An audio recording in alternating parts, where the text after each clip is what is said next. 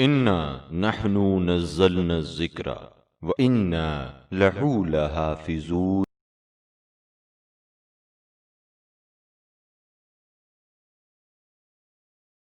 السلام علیکم۔ آج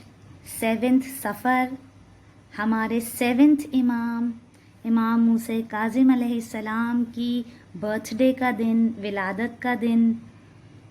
حالانکہ محرم، صفر اور 8 ربیع الاول تک ہم کالے کپڑے پہنتے ہیں، ہمارے یہاں مجلسیں ہوتی ہیں، ہم امام حسین علیہ السلام کا غم مناتے ہیں، اور بہت اچھی بات ہے، امام حسین علیہ السلام کا غم تو ہمیں اپنی ہر اوکیزن پر، ہر موقع پر، پورا سال اپنی ہر خوشی، ہر غم میں اہل بیت کا غم تو سب سے پہلے ہونا ہی چاہیے۔ لیکن اس سفر کے مہینے میں ایک ایسی ڈیٹ بھی آتی ہے جس میں اہل بیت بہت خوش ہوئے، اور وہ یہی 7 صفر کی ڈیٹ ہے، جب ہمارے 7 امام موسیٰ کاظم علیہ السلام سنڈے کے دن پیدا ہوئے۔ ان کے بابا ہمارے 6 امام جعفر صادق علیہ السلام، جب ان کو بتایا گیا کہ اللہ تعالیٰ نے آپ کو ایسا بیٹا عطا کیا ہے کہ جب پیدا ہوا تو اس نے آسمان کی طرف دیکھا اور کلمہ شہادت پڑھا۔ کیا مطلب؟ یعنی اللہ تعالیٰ کی توحید، اللہ کو ایک ماننا، لا الہ الا اللہ، اور رسول اللہ صلی اللہ علیہ وآلہ وسلم کی رسالت کی گواہی دی، یعنی محمد رسول اللہ، اور وہ سجدے کی حالت میں زمین پر آیا۔ ہمارے 6 امام بہت خوش ہوئے یہ سن کر، اور انہوں نے بتایا کہ رسول اللہ صلی اللہ علیہ وآلہ وسلم بھی اسی طرح زمین پر آئے تھے، مولا علی علیہ السلام اسی طرح زمین پر آئے تھے، اور ہماری 4 فادرز، ہماری فیملی، یعنی پہلے کے ہمارے امام بھی، ان سب کا زمین پر آنے کا یہی طریقہ ہے۔ 3 ڈیز تک ہمارے 6 امام، انہوں نے 3 ڈیز تک کھانے کی دعوت کی، اس خوشی میں کہ ان کے یہاں اللہ کی طرف سے حجت، یعنی امام موسیٰ کاظم علیہ السلام پیدا ہوئے تھے۔ ان کا نام تو موسیٰ رکھا گیا، ٹھیک ہے، ان کی بہت سی کنیتیں ہیں، بہت سے القاب ہیں، یعنی بہت سے ٹائٹلز ہیں، لیکن جو سب سے مشہور ٹائٹل ہے نا امام موسیٰ کاظم علیہ السلام کا، وہ ہے کاظم۔ جی، یہ جو ہم امام موسیٰ کاظم بولتے ہیں نا، یہ کاظم امام کا ایک بہت فیمس ٹائٹل ہے، اور بہت بڑے بڑے عالم جو ہیں وہ امام علیہ السلام کے اس ٹائٹل کے بارے میں لکھتے ہیں۔ دیکھو، کاظم کا مطلب ہے غصے کو پی جانے والا، یعنی جب انسان کو بہت غصہ آتا ہے نا، تو غصے میں، آپ کو پتہ ہے ہم بھی غصے میں آتے تو کیسا کرتے ہیں، لیکن امام بہت صبر سے کام لیتے تھے، اپنے غصے کو پی جاتے تھے۔ بلکہ امام کے بارے میں تو بڑے علماء یہ لکھتے ہیں کہ مولا امام موسیٰ کاظم علیہ السلام ان لوگوں کے ساتھ نیکی، خاص طور پر ان لوگوں کے ساتھ بھی نیکی کیا کرتے تھے جو آپ کے ساتھ برائی کرتے تھے، جو آپ کے ساتھ بہت برا سلوک کرتے تھے، آپ کو اذیت دیتے تھے، آپ کو برا بھلا کہتے تھے، آپ کی فیملی والوں کو برا کہتے تھے، امام ان کے ساتھ نیکی کرتے تھے۔ سننے میں یہ بات بہت ایزی لگتی ہے نا، کہ کوئی ہمیں برا کہے، ہماری فیملی کو برا کہے، اور ہم اس کو کچھ بھی نہ کہیں اور صبر سے کام لیں۔ کتنا مشکل کام ہے نا، ہم اپنے آپ کو سوچیں ہم ایسا کر سکتے ہیں؟ لیکن امام وہ ہیں جو ہماری ہدایت کے لیے آئے ہیں، اسی لیے ہم جو کچھ بھی امام کے بیہیویئر سے، ان کے کردار سے سیکھتے ہیں، اس کو فالو ہمیں ضرور کرنا ہے، ٹھیک ہے۔ اسی اس میں ایک سٹوری تھی کہ جب امام علیہ السلام اپنے کمپینینز کے ساتھ ہوتے تھے، تو ایک آدمی ایسا تھا جو امام علیہ السلام کو ان کے دوستوں کے سامنے، ان کے کمپینینز کے سامنے ہی برا کہتا تھا، اتنا برا کہتا تھا، اور بار بار اکثر آ کے برا کہتا تھا، یہاں تک کہ امام کی فیملی کو، ان کے فادر، ان کے دادا اور باقی فیملی کے لوگوں کے بارے میں بھی بہت برے ورڈز استعمال کرتا تھا۔ امام صبر کے ساتھ سنتے تھے۔ امام کے فرینڈز کو غصہ آ جاتا تھا، وہ کہتے تھے مولا آپ حکم دیں، ہم ابھی اس آدمی کو قتل کر دیتے ہیں، لیکن امام کہتے تھے میری طرف سے اجازت نہیں ہے۔ ایک دن امام علیہ السلام کو پتہ چلا،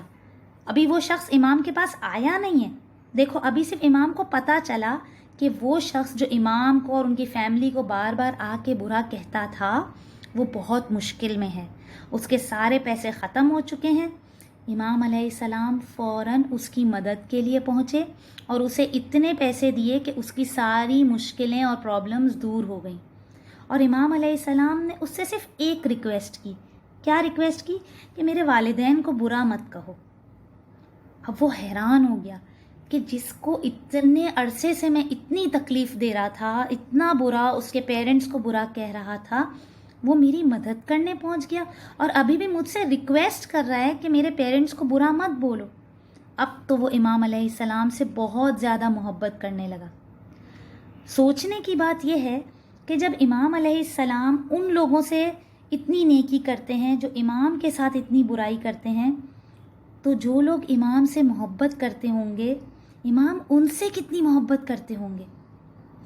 آپ کو پتہ ہے برائی کے بدلے میں برائی کرنا تو بہت آسان کام ہے نا. کسی نے آپ کو مارا، آپ نے سامنے سے اس کو اور مار دیا. کسی نے آپ کو برا کہا، آپ نے سامنے سے اس کو 2 بیڈ ورڈز اور کہہ دیے، اور آپ کو لگا کہ میں کتنا اسٹرانگ اور بہادر ہوں، دیکھو میں نے اس کو چپ کرا دیا، میں نے اس کو 2 تھپڑ لگا دیے، میں نے اس کو اتنی ساری بری باتیں بول دی اور دیکھو میں نے اس کو چپ کرا دیا. ہمیں لگتا ہے نا کہ ہم بڑے اسٹرانگ، بڑے بریو ہیں، لیکن اصل میں بریو وہ ہوتا ہے، یہ ہمارے اماموں نے ہمیں سکھایا ہے، بریو وہ ہوتا ہے جو برائی کے بدلے میں بھی اچھائی کرتا ہے. بہت مشکل ہوتا ہے اپنے غصے پر کنٹرول کرنا، لیکن بریو وہی ہوتا ہے جو ایسا کر سکتا ہے. تمام جو مدینے والے ہیں وہ امام کو کہتے تھے زین المجتہدین. آپ کو یاد ہے ہمارے 4th امام کا ٹائٹل ہم نے پڑھا تھا زین العابدین، یعنی عبادت کرنے والوں کی زینت، یعنی عبادت کرنے والوں میں سب سے زیادہ عبادت کرنے والے. اسی طرح امام موسیٰ کاظم علیہ السلام کو مدینہ والے زین المجتہدین کہتے تھے. کیا مطلب ہے اس کا؟ یعنی امام اتنے بڑے عالم تھے، ان کی نالج اتنی زیادہ تھی کہ مدینے والوں کو کیسا ہی قسم کا مسئلہ ہوتا تھا وہ امام کے پاس آ کر ان سے پوچھتے تھے. بڑے بڑے عالم، اسکالرز، جس کو جو بھی مسئلہ ہوتا تھا، امام کا علم کا لیول، کیونکہ آپ کو پتہ ہے نا کہ امام تو اللہ سے علم ڈائریکٹلی سیکھ کر آتے ہیں، تو امام اتنے بڑے عالم تھے کہ انہیں مدینہ والے زین المجتہدین کہتے تھے. اور اس کے علاوہ مدینہ میں جتنے بھی بیگرز تھے نا، جتنے بھی فقیر لوگ جو بھوکے ہوتے تھے، وہ سب امام کو موسیٰ نہیں کہتے تھے، کاظم بھی نہیں کہتے تھے، وہ امام کو کہتے تھے باب الحوائج، یعنی حاجتوں کا دروازہ. یعنی ہماری جو بھی حاجتیں ہوں، جو بھی پرابلمز ہوں، اس کو پورا کرنے والا ہے یہ امام. امام کو یہ ٹائٹل اللہ کی طرف سے بھی ملا ہے، امام موسیٰ کاظم علیہ السلام کو. آپ کو پتہ ہے نا ہمارے جتنے بھی امام ہیں، اہل بیت ہیں، سب باب الحوائج ہیں، لیکن کچھ لوگوں کو اسپیشلی یہ ٹائٹل ملا ہے ان کی اسپیشل کوالٹیز کی وجہ سے، ورنہ سبھی باب الحوائج ہیں. اور ان لوگوں میں امام موسیٰ کاظم علیہ السلام بھی شامل ہیں جنہیں خاص طور پر یہ ٹائٹل باب الحوائج ملا ہے. ہر کوئی اپنی مشکل میں امام علیہ السلام کے پاس جاتا، اور امام علیہ السلام جب لوگوں کو عطا کرتے، یعنی فار ایگزامپل کسی کو پیسے دیے امام نے، تو ان پیسوں میں اتنی برکت ہوتی تھی کہ وہ آدمی پھر کبھی فقیر نہیں ہوتا تھا، پھر کبھی اس کے پاس پیسے ختم نہیں ہوتے تھے. ہمارے امام علیہ السلام اتنے کائنڈ تھے، ان کی وش تھی، شدید خواہش تھی کہ میرے جتنے بھی شیعہ ہیں وہ سب ہمیشہ خوش رہیں، امان میں رہیں، پیسفلی رہیں، اور وہ بھوک سے اور تکلیفوں سے دور رہیں، اچھی حالت میں رہیں. خود امام علیہ السلام اس کے لیے کتنی کوشش کرتے تھے، لیکن دوسروں کی خوشی اور سکون کے لیے امام علیہ السلام کو اتنی تکلیفیں اٹھانی پڑیں. اس ٹائم کا ظالم بادشاہ امام کا اتنا بڑا دشمن ہو گیا، شیعوں کو تو وہ بہت قتل کرتا تھا اور امام علیہ السلام کو اتنی تکلیفیں دیتا تھا. پہلے تو اس نے امام علیہ السلام کو ان کے گھر کے اندر ہی بند کر دیا، انہیں باہر نہیں نکلنے دیتا تھا، لوگوں کو امام سے ملنے نہیں دیتا تھا، کیونکہ امام اتنے کائنڈ اور اتنے اچھے تھے کہ لوگ ان سے محبت بہت کرنے لگتے تھے اور اس کو جیلسی ہوتی تھی. تو یہ امام کو اپنے گھر میں قید کر دیتا تھا. اس وقت جو ہے جب امام کو اس نے قید کر دیتا تھا تو امام کے پاس ظاہر امام باہر نہیں نکل سکتے تھے، تو امام کیسے محنت کر کے کماتے، ورنہ اس سے پہلے کا جو زمانہ تھا جب امام کو تھوڑی آزادی ملی تھی، اس وقت امام فارمرز کی طرح محنت سے کھیتوں میں کام کرتے تھے، اور لوگ پوچھتے تھے مولا آپ کام کر رہے ہیں؟ تو امام علیہ السلام اپنی فیملی کا بتاتے کہ امام علی علیہ السلام بھی کام کرتے تھے، میرے بابا بھی کام کرتے تھے، اور جو ہمارے اپنی فیملی کے بارے میں امام نے بتایا کہ سب محنت سے کام کرتے تھے، اور اس سے جو بھی کماتے تھے اس سے لوگوں کی مدد کرتے تھے، غلام آزاد کراتے تھے، تو میں بھی تو انہی کا بیٹا ہوں۔ اور جب امام علیہ السلام کو ان کے گھر میں قید کر دیا گیا تو امام علیہ السلام کے پاس اتنی پور ہو گئے امام اور ان کی فیملی کہ ان کے پاس کھانے کی پرابلم آنے لگی۔ امام کے پاس ظاہر ہے جب باہر نہیں نکل سکتے تھے، کمانے کو نہیں جانے ملتا تھا،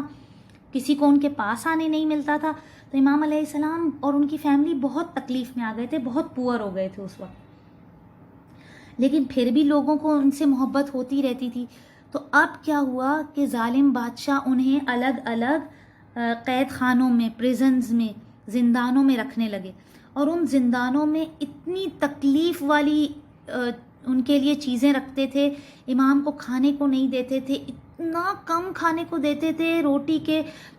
ٹکڑے، کبھی کبھار تھوڑا سا ذرا سا پانی۔ امام اتنے ویک ہو گئے تھے اور امام کو بھاری بھاری زنجیریں اور بیڑیاں پہنا کر رکھتے تھے، اور ان کا قید خانہ بھی اتنا اندھیرے والا، اتنا گرمی گھٹن والا، اور اتنے چھوٹے چھوٹے ہوتے تھے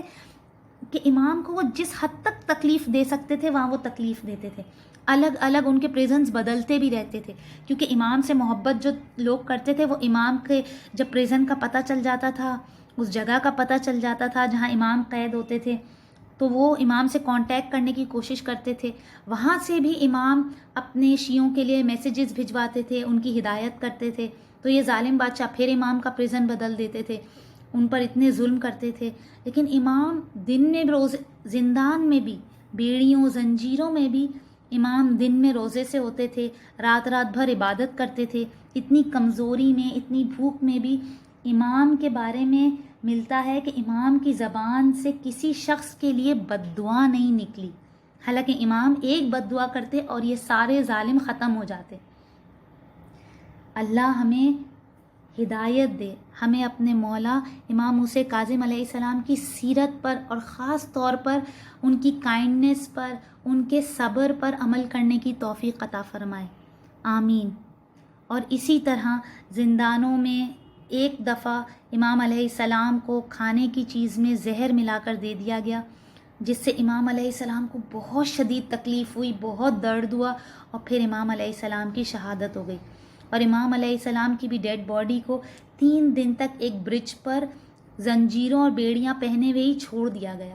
اور بعد میں انہیں مزدوروں نے دفن کیا۔ سوچو ہمارے مولا، ہمارے امام زندگی بھی اتنی تکلیف میں گزاری اور مرنے کے بعد بھی ان پر اتنا ظلم کیا گیا۔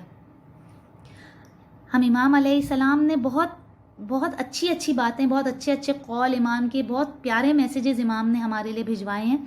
اس میں سے ہم نے ایک سلیکٹ کیا ہے۔ امام موسیٰ کاظم علیہ السلام نے فرمایا، وہ ہمارا شیعہ نہیں جو تنہائی میں ہو اور اس کا دل اللہ تعالیٰ سے نہ ڈرے۔ کیا مطلب ہوا اس کا؟ یعنی امام فرما رہے ہیں تنہائی میں ہو سے کیا مطلب ہے کہ اکیلا ہو، یعنی اس وقت اس کے آس پاس اور کوئی لوگ نہ ہوں،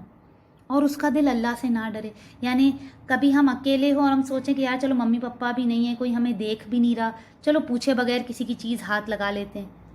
جو ہمیں ویسے منع کی ہوئی ہو، لیکن ہم کہیں کہ چلو یار ابھی تو کوئی دیکھ نہیں رہا، کوئی ہے نہیں، چلو پوچھے بغیر بھائی کی چیز لے لیتا ہوں، یا ہم کوئی اور گناہ کر لیں، ممی پپا نے جس چیز کا منع کیا تھا ٹی وی نہیں کھولنا، ٹی وی کھول لیا، گانا سن لیا، کوئی بھی ایسا گناہ کر لیا یہ سوچ کر کہ میں اکیلا ہوں، مجھے کوئی نہیں دیکھ رہا، اس کا مطلب کیا ہوا کہ ہم اللہ سے نہیں ڈرے، ہم بھول گئے کہ کوئی نہیں ہے لیکن اللہ تو ہے، وہ تو ہمیں دیکھ رہا ہے۔ یعنی امام علیہ السلام نے تو صاف کلیئر بول دیا کہ وہ ہمارے شیعہ ہی نہیں ہیں جو اکیلے میں ہوں اور اللہ سے نہ ڈریں، یعنی اکیلے میں گناہ کرتے رہیں یہ سوچ کر کہ کوئی ہمیں نہیں دیکھ رہا، گناہ کرتے رہیں، تو وہ ہمارا شیعہ نہیں ہے۔ یعنی گناہ کسی کے سامنے بھی نہیں کرنا اور جب اکیلے ہوں تبھی بھی گناہ نہیں کرنا. اللہ سے آلویز ڈرتے رہنا ہے کہ کہیں اللہ ہم سے ناراض نہ ہو جائے. یہ آج کے دن کا ہم نے ہمارے 7 امام موسیٰ کاظم علیہ السلام کا میسج سیکھا، اور اللہ ہم سب کو توفیق عنایت فرمائے کہ ہم امام کے فرامین پر، ان کے میسیجز پر، ان کے ہدایتوں پر ہمیشہ عمل کریں. آمین. سبسکرائب کیجئے ذکر ٹی وی اور اس علم کے سفر میں ہمارے قدم کے ساتھ قدم ملائیے.